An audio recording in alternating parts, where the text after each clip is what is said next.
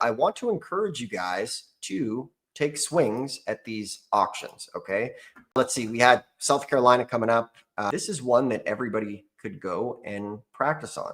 Let's see here. Submit registrations. Once again, mail in person, receive it by 12 p.m. Terms of the sale. You cannot submit registration online. You must deliver them in person. Okay. That's interesting. So that is a very interesting thing to obviously know. And that's why we have this here for you guys to help save you time. So we're going to go back over here to the auction calendar and see what's going on. But one of the most important things that I want to encourage you guys to do is to go attend one of these auctions. Okay.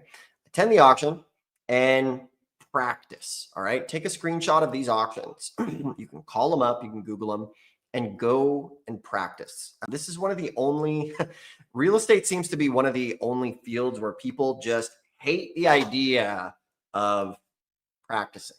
And you look at anything you've ever done in your life, you know, what's the thing you had in common? When you learned how to drive a car, mom and dad didn't just heli drop you in a car in the middle of the highway and there you go, learn how to drive, right? You practiced.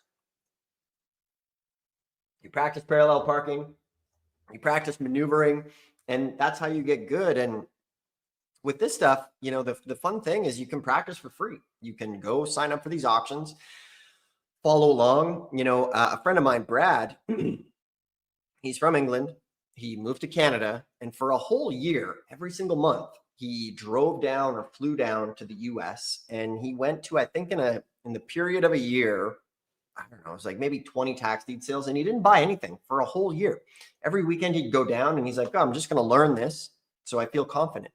And then in the second year, he bought $2.9 million worth of real estate for $280,000.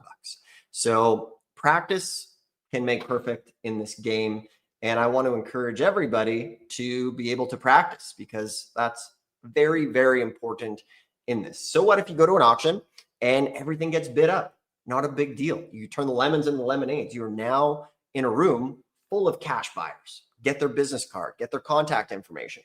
And with that, you know, you'll be able to keep in touch with them. And when you get a deal, maybe you scoop something up before the auction, you now have a list of cash buyers, right? Which is very, very good.